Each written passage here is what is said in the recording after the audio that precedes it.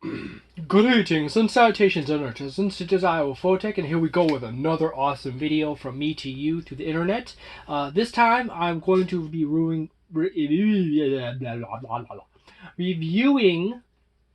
Call of Cthulhu starter set for Call of Cthulhu 7th edition. I just got done with doing all my Dungeons and Dragons 5th edition starter set reviews. Now that's why I said it almost said Dungeons and Dragons.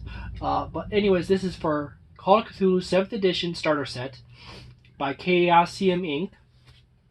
It is actually a rather petite box overall compared to any of the Dungeons and Dragons 5th edition boxes. That's just how thick it is.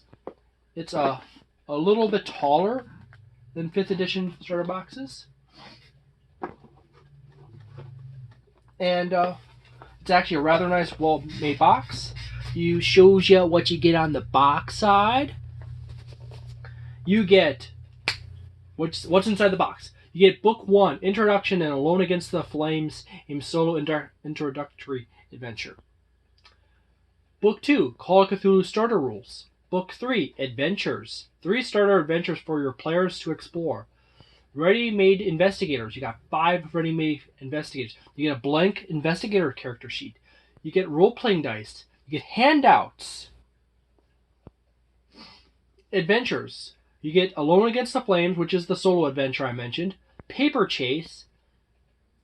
Edge of Darkness, and Dead Man Stomps, which are all classics. That is a whole lot of stuff I just listed off. And to see reference, relationship to that, check out my previous review videos for a quick list of what those include. And okay, since this is the only starter set for Call of Cthulhu I've ever had, because I'm actually rather new to Call of Cthulhu, because I didn't start with 6th or 5th or even previous editions, I do not have any others to compare to, and I cannot do an independent score system against it. However, when compared to Dungeons and Dragons 5th edition, this set makes basically the best sets that Wizards of the Coast has made for Dungeons and Dragons 5th edition. This is far beyond and above their class. You get a nice little box lid. It's actually rather shallow. This is not just regular cardboard. This is actually coated white, so it actually is slightly resistant to moisture.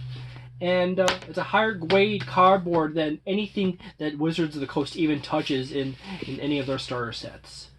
You get all the essential dice for Call of Cthulhu 7th edition. This is actually a bit more than what you ever truly need for Call of Cthulhu. Call of Cthulhu, you basically just need like D4s, D6s, maybe a D8. You got your 2 D10s or 3 D10s, which are your workhorse dice. You get a green D10. Oops. And you get 2 D10s. One is blue and one is green. The reason for that is because this is your standard D10 and this is your penalty / bonus die for your D10s. Because when you roll in Call of Cthulhu, almost everything you do in the game is mostly built around the D100 system. So you roll and you get a result, and I got an 83. I certainly hope my character has a really high skill so I can pass with an 83. It's a roll under system. Awesome. It's actually super simple to pick up. It's actually easier and more narrative free system than Dungeons and Dragons 5th edition. Dungeons and Dragons 5th edition is based out of a war simulation structure of rules. So if you're truly a person who wants a more narrative role-playing experience, Call of Cthulhu wins hands down against Dungeons & Dragons 5th edition. Confuses me to all heck that that Critical Role sticks with Dungeons & Dragons 5th edition and doesn't switch over to Call of Cthulhu, because Call of Cthulhu better fits their style of play 1,000 times over. So you got your D10s, and you roll them, and you get a result. And in this case, I actually get an 8, that's an easy pass on those things. However, if you have a penalty die situation where you are, say, like on top of a car and you're trying to perform an action and the car is moving back and forth, you're going to have a difficult time doing your action. Henceforth, you would roll another die. And instead of getting an 8, I would have got a 98, and I would have failed. Or this die can also be used as your bonus die. So if you are being helped by someone who is highly skilled, or you have a lot of time with an instruction manual next to you, like you are skilled in this skill, and you have an instruction manual that you can reference, you could get a bonus die, and you could roll. In which case, you could pick the better of the two. In this case, I would have still got my 8, and I would have still succeeded. Boom. These dice, the D4 and the D6. D4 and D6 are largely just used for combat damage, as well as the D8. You know, in case you are in combat, you'll most oftentimes be rolling your D4s and your D6s. These dice, they might rarely pop up in edge cases. There's no D12 because there's literally nothing that uses D12 in Call of Cthulhu. Now, after ranting about that, they give you a special Ziploc bag that's specifically oriented to fit in the top of the box, and all your dice fit into it. That is huge points in my book, because that's just that's the other D10. I had a brain fart for 5 seconds. It was sitting next to the other dice. But anyways, the dice fit the Call of Cthulhu system to the T. They are exactly what you need, and then maybe a little bit more. You got your bonus and you got your penalty die all in one. If you really want to, you can have a red die for your penalty die, and have blue dies as your bonuses, and 2 reds for your negatives. So you can actually expand it out. So you can actually have you can have a situation where you roll with 2 penalty dice and 2 or 2 bonus dice. You cannot roll with both of those at the same time. Henceforth, why you just get 1 extra one, because you'll typically only accumulate either a bonus or a penalty. They cancel each other out if you get them both at the same time. Okay? So you will not be rolling a penalty and a bonus dice at the same time, and you will not be rolling a penalty die and 2 bonus dice. It would just become just a bonus dice. Okay? Unless there's a rule difference in there I forgot, that it cancels out. Just like Dungeons & Dragons 5th edition, it completely cancels out. If you have, for any reason, a disadvantage on a roll, no matter how many ways you get advantage, it just cancels outright. This is a really thin box, keep in mind. You happen to have Book 1, the introductory rule. The reason why I have this here, Book 2, this is Book 2 actually, Introductory Rules, is because this is the book that you would be handing to the players to read through to learn the system.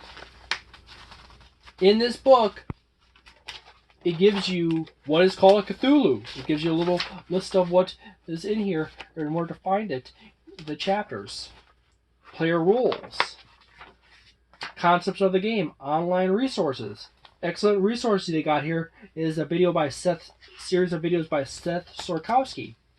Incidentally, I still wish he would produce a how-to-play a overview series for Dungeons & Dragons Advanced Dungeons & Dragons First Edition and a overview series for Advanced Dungeons & Dragons Second Edition. However, he gets really annoyed when I mention it to him, because I've mentioned it to him so many times, he's actually like, please stop telling me that you want me to do this. So I'm just going to start putting it in videos now.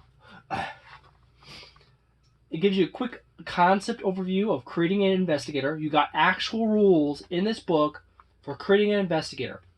In this book, however, it gives you the basic starting array of 40, 50, 50, 50, 60, 60, 70, 80 for your character stats. It's all a D100 system. It explains your move rating, your hit points, your damage bonus, and penalty, and build system. It actually is exceedingly well written out. You got basically your backgrounds or your occupations that you come from. Call of Cthulhu is a skill-based system, not a class-based system. So you could be a mechanic and you'd be good at, say, like magic or library use and stuff like that, and be perfectly fine. You could be a librarian and you could be really good with guns because you grew up on a farm. You still loved books, but you learned how to use a gun to hunt wild game and chase off the coyotes. It got you a nice section on skill descriptions in here.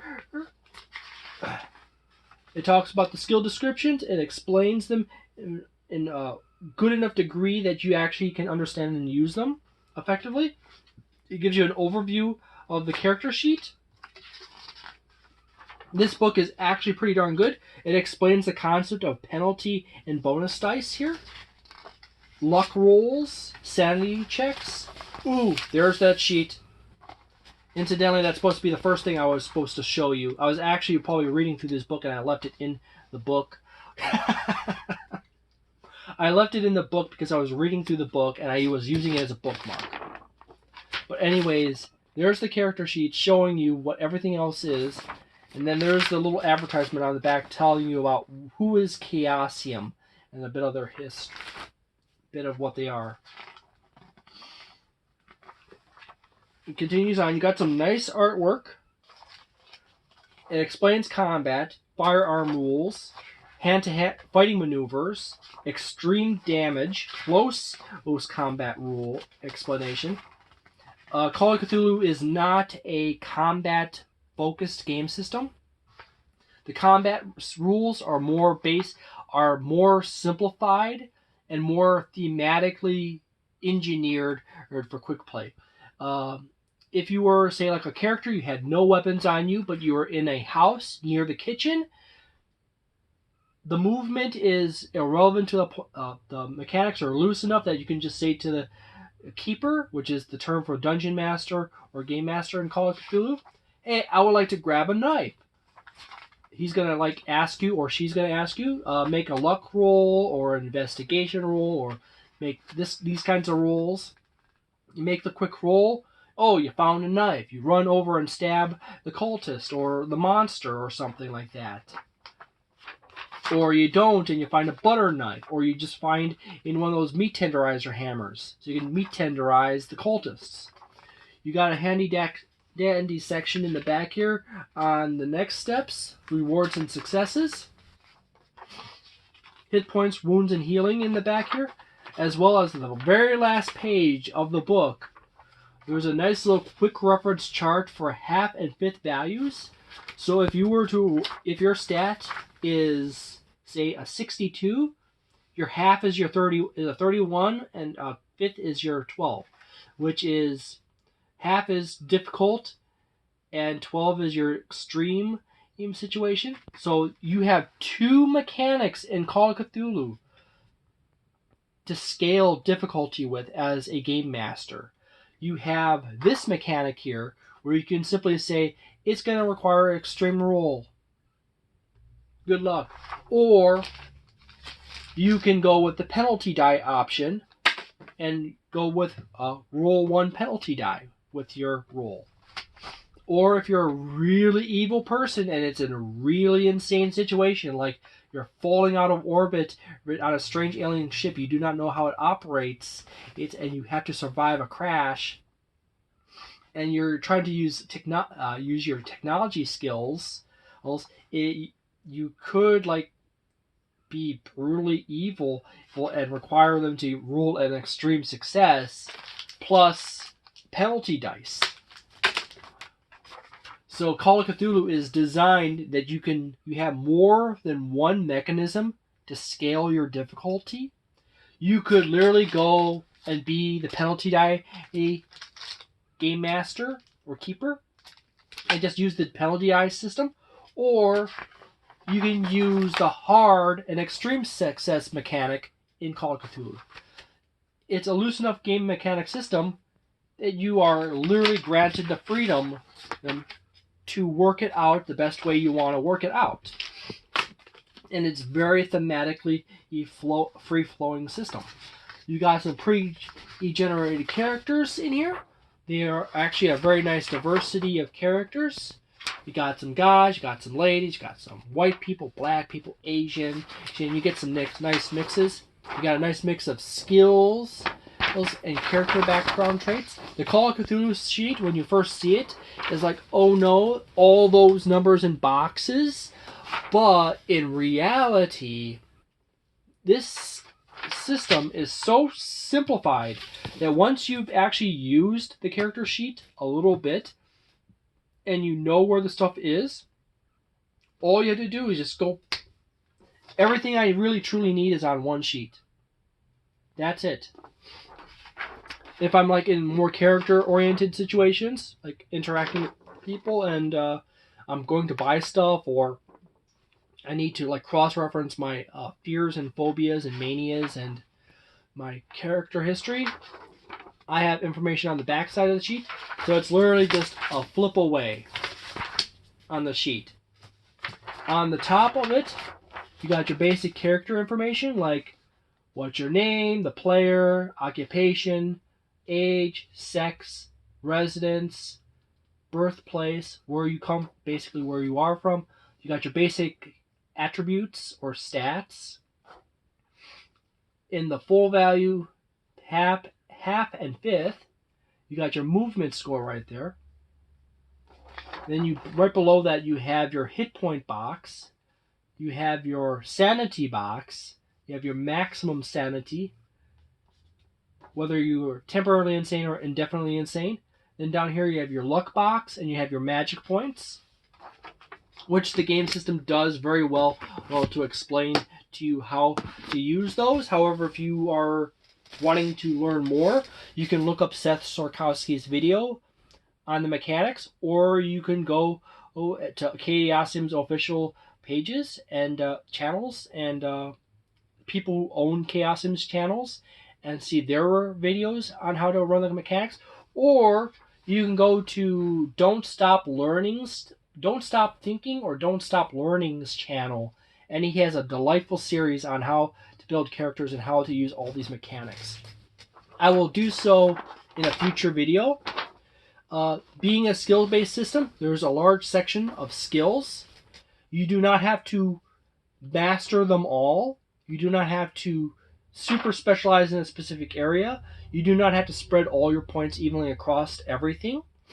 But I do suggest that you should not A, dump all your points into a specific set of skills, and B, I suggest that you do not spread every single one of your points across every set of skills, because you spread them too evenly, you end up with a character that is mediocre at everything, and there's so many skills that you're only going to have like 5s and 10s and 15s and 20s, unless you are really good and you rolled a really high education and intelligence score, in which case then you might have a really good pool of points to throw across a lot of skills. But then there's things for having really high intelligence and education with Call of Cthulhu characters.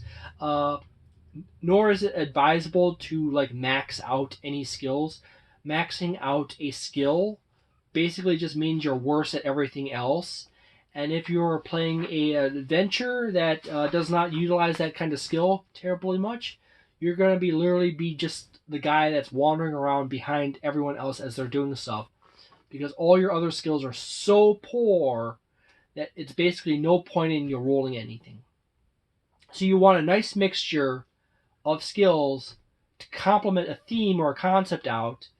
Have enough stuff spread across enough things that, say, like, you might have a good combat skill. You might be really good with a knife, or really good with a handgun or a club object or something like that. Okay, then you might have like something else, like you might be really good at library use, or you might be really good at driving or something like that. You want to spread it out, but you want to still have some stats that are over 50 or at that 50 range. At least then, and you are more likely than not to succeed. And add a few things, and you're good. You got Jesse Williams, Kiko Chan. You got 3 ladies, 3 diverse ladies with different mix of skills. They're actually all these characters are actually based on classic horror movie and investigation and tropes, adventure, investigation, and horror movie tropes, classic specifically. So if you read these sheets in very close depth, you'll actually start noticing patterns. And then you watch enough old classic horror movie, adventure movies, etc., you'll see. You also have some blank character sheets here that are handy dandy for starting out. On the front of the character sheet, as I'm going to show you in closer, there's your little section for your character, your basic character information, your character portrait section, so you can take a photo and just attach it there. You have your basic stats. You can oftentimes just roll off of these unless you have a specific skill. If you do have skills, those that best meet the situation, I'll probably go with the skills. You have your... I have to look at it. You have your sanity up here. You have your luck down here. You have your magic points over here. You have your health over here. And you have little tick-off boxes up here and the maximum boxes for some of your traits. You have some of your skills. As I said, you notice that it's a lot of skills and there's some blank spots because there's a lot of skills that are not included on the sheet because they're really specific to situations like flamethrowers and heavy weapons and heavy equipment. And then you have an attack box at the bottom for your weapons and attacks.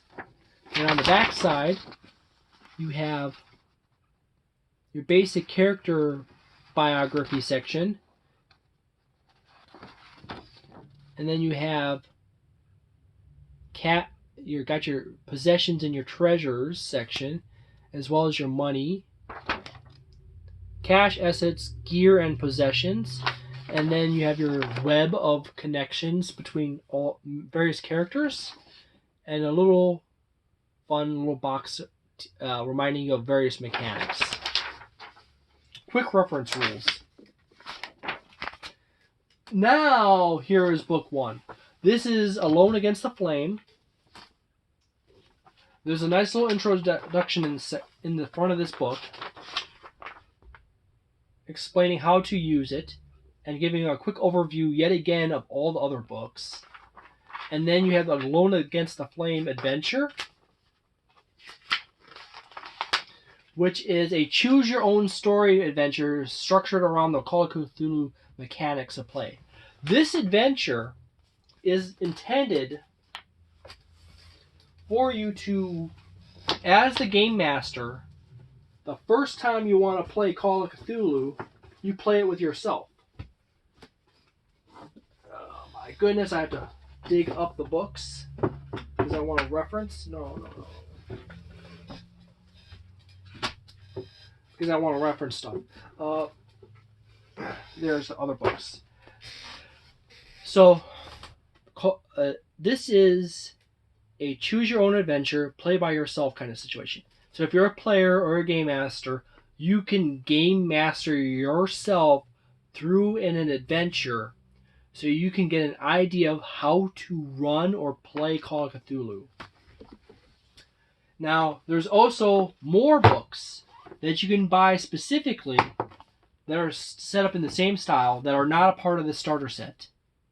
They're typically titled Alone Against the Dark, Alone Against the Frost, Alone Against the Tide, Alone Against the Flame, Alone Against the Wendigo. You get the Jiffy Jip. You get the Jiffy Jip, Jiffy Jip. Okay? You get the idea that if you have someone to play with, you got adventures to play with those people, but you also get an adventure for yourself to play with yourself through the adventure. And on to this. In this book, there's actually multiple other adventures included. They're all little fun short sections. I actually have on my list of things to do. You got Paper Chase, Edge of Darkness, and Dead Man Stomp, which are all classics. They all kind of focus on different mechanics. Now, interesting point is you got your pre-built characters, referenced again in the front of this book. And then it starts into Paper Chase right off the bat. And then it's going to kick you through. You're going to just go through all kinds of different scenarios and adventures. It's all pretty quickly. In here, there's also duplication of the handouts in these adventures. And as you can see, there's handouts right here. Now, the neat thing about this box is you have handouts. You have stuff that's already pre-designed for you to hand out to your players. Like, oh, you happen to find this letter. And you hand it to your players, and your players can read it. As one of your players can be reading it, and you can be talking to your other players about this, that, or what, and the room, and what they find else, and so forth, while one of the players is reading this letter, or they can just leave it off to the side, keep paying attention to you, and at a later point, oh, I want to read this letter. You get handouts for all the adventures in the book 3. There's some of them that are like a letter with a piece of news articles attached. Another news article. Only negative is that sometimes they stick 2 handouts on a sheet, which is nice that they don't put stuff on the back side, because you're going to like have the impulse to start cutting stuff. Personally, I don't like the idea of having more than one handout on a sheet, because a part of me really dislikes the idea of having to cut that stuff out of the sheet. But you can then photocopy it from the sheet. But still, I don't want to photocopy. I got a physical handout. So you're starting to see why I point out what I do point out in the Dungeons & Dragons 5th edition starter set box reviews. How the differentiation between quality in starter sets versus other gaming systems kind of comes into play now. You got a cemetery map. You got a map of Harlem, because one of the adventures takes place in Harlem. So what you really get in this box is it's a nice small box. It can double as a dice tray because they're so thin, and you can set them on a table and players can roll their dice into them. So they're nice enough. With these big boxes, they're too deep to be a dice tray. Players can roll their dice into them, and you can have a cheater like roll a die into a corner and then just tap it. Oh, I got a 20. Stuff like that. Where these dice trays are shallow enough that you can actually toss dice into them and you can easily still see them from the top. Avoid the whole cheating thing, huh? But as you can see, You got your handouts. You got your book 3 with adventures in it, with 3 adventures, with a nice little advertisement in the back. Well, this is a nice thing in this book. There's a little bit of information in the back of book 3 for various monsters and enemies that you run into, but it also gives you advice on, hey, here's the Keeper's rulebook. That's the Player's rulebook. Oh, if you're really new to Call of Cthulhu, here's this awesome book called Doors to Darkness. Oh no. Get my Doors to Darkness out. There's this really awesome book called Doors to Darkness. Ooh, a little bookmark. That is great for beginning game masters and players. So you have 3 adventures in this book. You have 1 adventure for the player, for the game master, to game master themselves through. Or you can hand this to a player and they can game master themselves through the game. And then they can gain understanding, oh, this is why and this is how I use this mechanic in the game. You got a nice pile of character sheets. You got way more characters. You get like 1, 2, 3, 4, 5 pre-made characters, and then you have 1, 2, 3, 4, 5 1920s era or generic character sheets. So you get a nice selection there. Then you got book 2, which is the introductory rules. You get what you need in dice to run the system. You got more than one mechanic in the back of the book for adjudicating or adjusting difficulty levels on a situation. You got a nice little sheet that shows you what you get in the box set, as well as a little bit of information on Choasium. And handy dandy cover that's nice and shallow that you can use as a dice rolling tray. Overall, I would definitely say this starter set is a solid 4.75 or 5. You know, if Chaos, actually it's a 4.5, because I could say like, oh, Choasium, could you include another bonus / penalty die or another 2 D10s, another 3 D10s, another blue one and another 2 red ones. So I just arbitrarily have 2 penalty dice and 2 bonus dice. Technically, you only need like 1 more because the mechanics negate out the other. That would possibly push it towards the full 5-star. And maybe have a 1950s character sheet included in here. Not 1950s. That would be nice to have. 1950s characters. Modern day character sheets in here, as well as a little booklet on the modern setting. So people can also get an idea going in that direction. It doesn't even have to be a thick one. And that would make this into like a 5-star outright. On scale against Dungeons and Dragons, it does not lose any stars.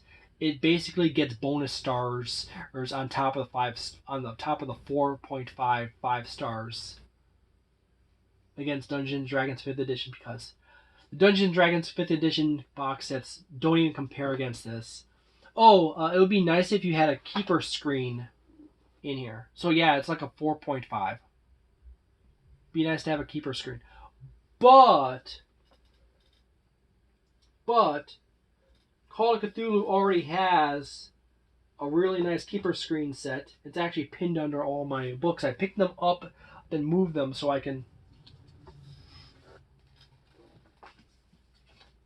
throw all that stuff up there. It does have a nice keeper screen set.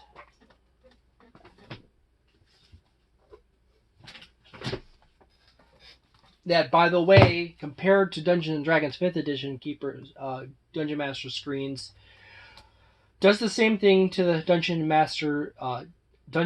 and Dragons 5th Edition starter sets as Call of Cthulhu makes compared to the Dungeons and Dragons starter sets. So this, as you can see already, makes it quite apparent that Choasium really wants to put quality into their stuff. And D&D 5th Edition doesn't really match up in quality. So, thank you very much for watching this video.